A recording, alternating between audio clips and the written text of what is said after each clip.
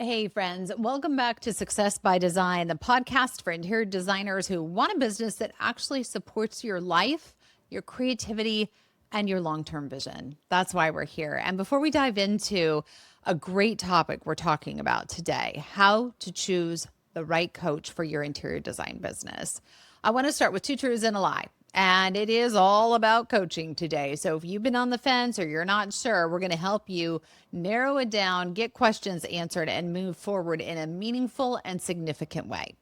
All right, here we go. Number one, a coach once helped me double my revenue without working more hours. Number two, I've hired a coach who was completely wrong for me, and I knew it right away. Number three, the best coach for you is always the one with the biggest Instagram following. And stick with me until the end because I'm going to tell you which one is the lie and why it matters more than you might think. In last week's episode, we talked about decision making and how to make the hard decisions. That's the difference we discovered between being a CEO and being a business owner. And I shared with you how I make decisions in my business, what I look for, what I ignore, and how this combination of intuition and structure work together. Today, I want to do it again, but the topic is a little bit different. And I know it is something that so many of you are quietly wrestling with. These lurking questions of how do I know if I need a coach? And if I do, how do I choose the right one? These are good questions. Here's what I see all the time. It's designers who've waited too long to bring on a coach, or designers who've hired the wrong person, or designers who feel like they failed when the coaching didn't work. And I want to be really clear about this with you. Not that I ever am not, hopefully, but if coaching didn't work for you in the past, that does not mean that coaching does not work. It often means it just wasn't the right coach, the right time, or maybe the right structure for you. And so today I'm going to walk you through when coaching actually makes sense for your business and is worth you spending the money on. I'm going to share with you my behind the scenes process for choosing coaches and what I recommend. And we're going to give you some clear criteria you can use right away as soon as this episode wraps up. And I'm also going to use myself as a real life example so you can decide clearly if I'm the right coach for you or not. Hey, no pressure. No hype, just hopefully complete clarity for you and your business, free of charge. That's why we do this podcast. All right, let's start with when do you actually need a coach? And I want to start here because this is where most people get it wrong. And you do not need a coach because you're failing. I want to be really clear about that. You usually need a coach because you're successful, wildly successful, but feeling unsupported. What do I mean by that? Well, let me give you some signs of what that might actually look like. Maybe you're booked, but you are exhausted. Your calendar is full. Your revenue looks fine. And from the outside, everything looks good. But inside, something is feeling off. You might be thinking to yourself, why does this still feel so heavy? Why am I the bottleneck in my own business? Perhaps you're struggling with, why do I keep saying I need to be more disciplined with my time? And let me tell you, these are all things I have heard from coaching clients who come to my practice for help. I want to tell you that is not a motivation problem. None of these are. That's a business that's outgrown its structure problem. And what a great problem to have. These are the types of problems I love to help with because it's a sign you are so wildly successful that what you have been doing no longer works. And just you need to grow, just like imagine a loaf of bread. You got to have a bowl big enough. As that bread rises and your business grows, you got to have a big enough structure that can contain it and work with it. And that's my favorite thing to help navigate. So your money is probably good, but it also may be inconsistent. Perhaps you have one great month and then you have a terrifying month. And you know you're capable of more stability, but you don't know how to create it without working harder. You're at a crossroads. This happened to me personally when our largest client came to us and wanted us to grow, it would have been 15x in a single year. So 15 times our revenue, 15, not 50, 15 times our revenue in a singular year. Talk about a crossroads that was downright terrifying. And then I thought, well, if I brought everybody on, I needed to execute this. How could we sustain it? Because I'd already have staffed up, systemized, invested the capital in the software, done all these things. Then what if that trickles off? So I want to let you know, this is something I've struggled with firsthand, and it can be really hard. Perhaps you're having those same thoughts. Maybe you're thinking about hiring, or maybe it's about raising prices, even letting go of certain work that doesn't fit anymore. I know that can be really hard to do, especially if you just had a terrifying month. And in this economy, I know there's a lot of terrifying or random months. Maybe you're thinking about redefining success for this season of your life. I mean, it takes me back to when my kids were little. I didn't want to grow. I really didn't. And I'm glad that I didn't let the business grow, because I needed that time with my kids, especially as a late to life mom, to really enjoy them. And then when that largest client did come to us, when my youngest was headed off to kindergarten and said, we want to grow with you, it made it easier. I wouldn't say easy, but easier to say yes. And this is where coaching really shines too. It's not about giving you the answers, but helping you ask better questions and then use systems to respond. And let's talk about fear. I referenced it a little bit earlier because it is really, really real. And it's a very strong feeling. In fact, one of the biggest hesitations I hear is, what if I invest and it doesn't work? Just like I thought, like, what if I ramp up and I do everything I need to have this 15x year with this client, but what if they're not happy? Or what if next year isn't at the same level? Then what happens? I needed to reframe it, and I want you to reframe it too. And I want you to sit with this. Think about the most expensive option is staying stuck longer than necessary. Think about that in your business. The most expensive option is staying stuck longer than necessary. That means you're leaving money on the table by not moving forward. I don't know about you, but I would rather move forward, fail more quickly, feel the financial impact, recalibrate, and then come back even stronger. That's what we want to be doing in business, not just sitting there having that paralysis of analysis that we talked about last week. And I want to add to that too, that coaching really shouldn't be about buying information. And we're going to get to this in a minute, but this is why I don't like group coaching situations. And hear me out on that. There's a little teaser for you. We're going to dive into it, but it shouldn't be about buying information. It's about compressed time, perspective, and decision-making support. That is what I love to offer my coaching clients.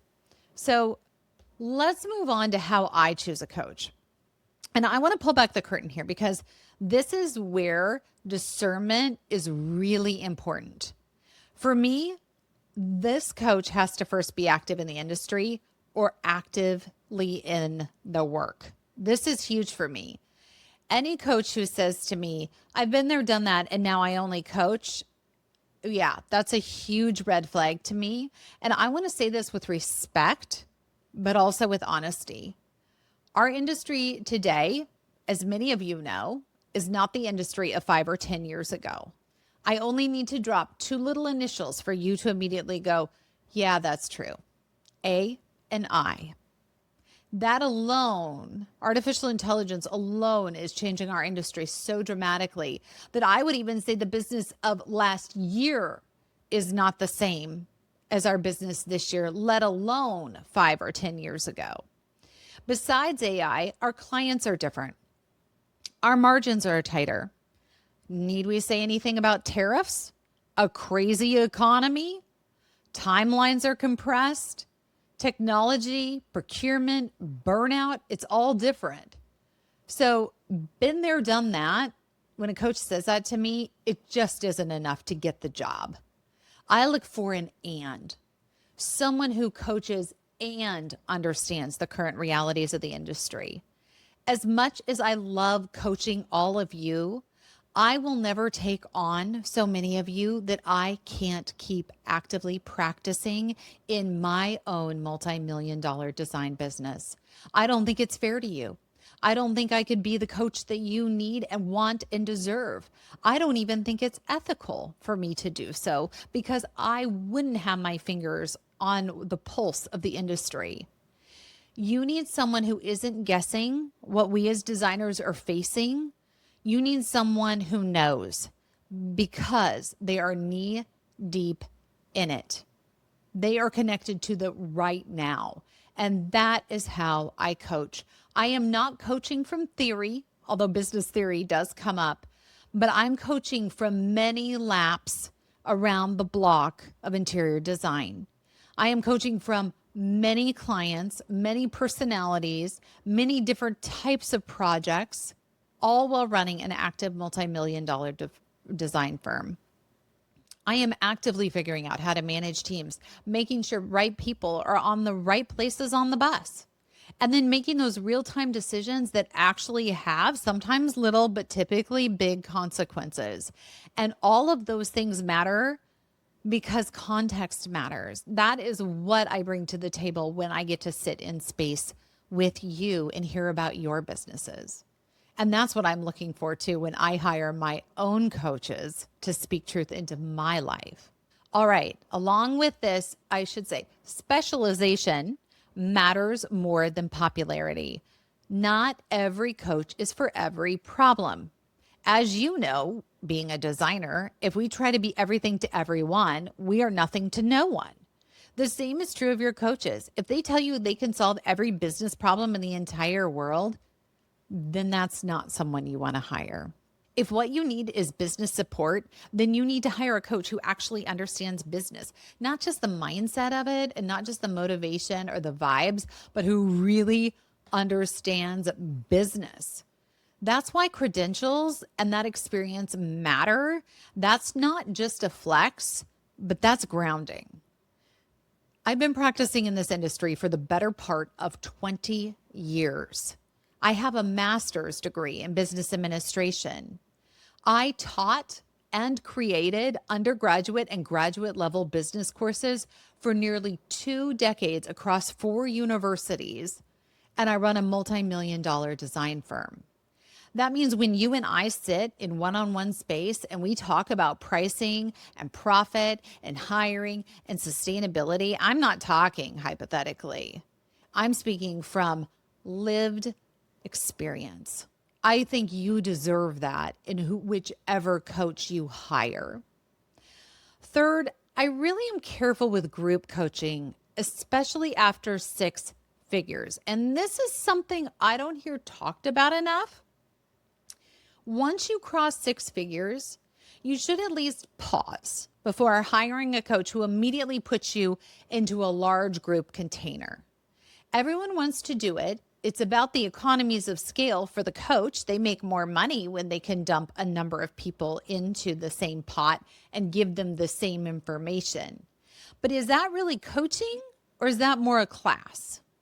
I would argue it is the latter. Here's why. By the time your business is at 6 figures, your challenges are no longer generic. They don't fit into that pretty little pot. You're probably dealing with, at least what I've seen from my coaching clients, real financial decisions, a payroll, knowing your profit margins, making sure your contracts are dialed in, some team dynamics because you've probably grown, some strategic pivots so you're not in too narrow or too wide of a lane in the marketplace. And these are not things you necessarily want to unpack in a group setting, especially your financials. At least I don't. I think it's sometimes more intimate to go to the doctor than to bring my finances to a large group setting. Your business is personal, your numbers are personal, and your decisions are personal. And it can be really hard to come to a coaching call and say, I blew it. I made a completely ridiculous mistake. Here's what I did. No one wants to air that out in a public setting or forum or group. You want to come one-on-one to your coach and say, this was not my finest moment. And this is what happened. How do we move forward from here? Group coaching, don't get me wrong, it can be really amazing early on in your business. When you are just starting, when you are fresh out of school, when you're like, gosh, I dream of hitting 5 figures and upper fives, right? That can really help you to be in a community environment where you're working on confidence. You have the supportive community. Everybody is seeing very similar problems like, oh gosh, I need a process for that. Or I don't know what I should do, but I'm overwhelmed and I think I need to hire somebody. Here's the reality.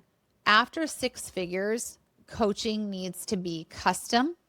It needs to be contextual. And the one I feel is most important, it needs to be confidential. That's why I only offer private conversations. And please hear me out. This is not because group coaching is bad, but it's because your business is your business and not everyone else's. Okay, quick pause. I want to hear from you. What's the biggest thing you wish someone would help you untangle in your business at this very moment? DM me on Insta or message me on LinkedIn. I read every one of those messages, and these conversations shape everything that I teach and coach to. And who knows, you may have something that comes up on another episode of the show. Now I want to dive into 3 non-negotiables that you should think about when choosing a coach. And I want to be abundantly clear. If you haven't heard anything else I'm going to share with you, these 3 matter immensely. I want you to look for number 1, alignment over aspiration. Don't hire someone because you want to be them. Hire someone because you trust how they actually think. Do they value sustainability? Do they honor the seasons of life? Do they respect your version of success? Are they going to lovingly know how to help you see maybe problems in your business you're not even seeing, you're just feeling, and come up with viable solutions based on what you can afford, based on your life stage, based on your goals? That is the person that you need. And that is why number 1 is alignment over aspiration. Number 2, proof over promises. You want to be looking in your coach for some frameworks, some real examples, and some specific outcomes. This is why, and I will put it in the show notes, I will share with you actual coaching clients who come on my show and share their experience of coaching with me. I don't want to try to sell you. I am not salesy. I would rather that they just tell you what their experience is, and then you could decide if you could relate to that. And if it goes back to number 1, that alignment over aspiration. But I think the proof literally is in the pudding, and I would rather you hear from my coaching clients. This really shouldn't be about overnight transformations. If they promise overnight, that's not for you, because we know that real growth should be layered and it should be human. And then this is a big one, and I think probably the most important. When you were talking to a potential coach, do they give you the permission to say no? Do they give you permission to say no to their next sale or what they're trying to sell you on or their package? Or do they use the last portion of your time together to try to sell you on something? That should be a big red flag to you. Your coach should be more interested in your success than their sale. That's why I don't offer discovery calls. I offer problem solving calls where we spend 15 minutes together working on the problems in your business. And if that feels good to you, you are absolutely welcome to book a package with me or get on my monthly schedule. But you know what? I am not hopping on the call to say, I'm so glad you reached out. Now let me sell you on on what I offer. That doesn't help you. I don't even feel it's ethical for me, because pressure is not leadership. And I want to be a leader in this industry. I love what we do. And if I'm pressuring you, no one's going to come out ahead. Make sure the coach you're looking to hire gives you the permission to say no and understands and accepts that. And maybe it's just a not right now, or no, I really need to think about this, or I really love what you shared. I'd like to talk to my husband. That should be met with a warm embrace, just like a hug. Absolutely. I understand. Coaching's a big decision. You're trusting me with your business. I understand. Coaching costs money. You're trusting me with that cash to give you the return you're looking for. I understand, fill in the blank. So now I want to ask you, am I the right coach for you? And let me be really clear. And I am very clear about the coaching clients I take as well. I am the right coach for you if you're an interior designer who wants profitability and creativity. I'm the right coach for you if you value process and clarity and the power of your intuition. If you want guidance from someone who's actively working in the industry, I would love to work with you.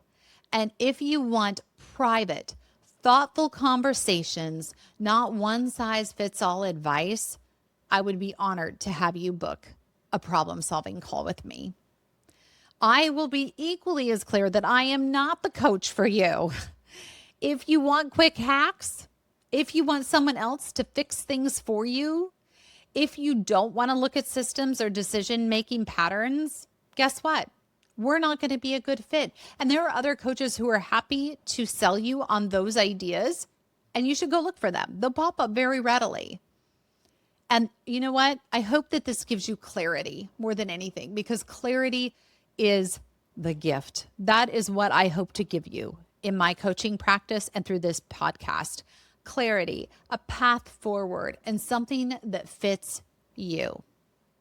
All right, we're going to come full circle and go all the way back to the beginning where we revealed the lie. And let me remind you what our options were again, in case you forgot, because I know I do. All right, number one, a coach once helped me double my revenue without working more hours. Number two, I've hired a coach who was completely wrong for me and knew it right away. Or number three, the best coach for you is always the one with the biggest, and there's a lot of them, Instagram followings. What's the lie? Yeah, that should be it. Absolutely not. Just because you have a big Instagram following doesn't mean you know what the heck that you're doing. It means you have a good social media game. The best coach for you, if you hear nothing else on today's episode, is the one who helps you move forward with the confidence and the clarity and the integrity that you want and you deserve. If this episode resonates with you, if you're thinking, I am ready, but I want to talk it through, that's exactly why I offer those 15-minute problem-solving sessions. It's no pitch. It's no pressure. And I want you to head over to fixmydesignbiz.com. Again, that's fixmydesignbiz with a Z.com. And we'll talk about what's actually going on in your business and whether coaching even makes sense for you right now. Because I'm more interested in your success than me closing what many call a sale. Until next time, remember, your business should be working for you, not you working for it. Take care, and we'll see you soon.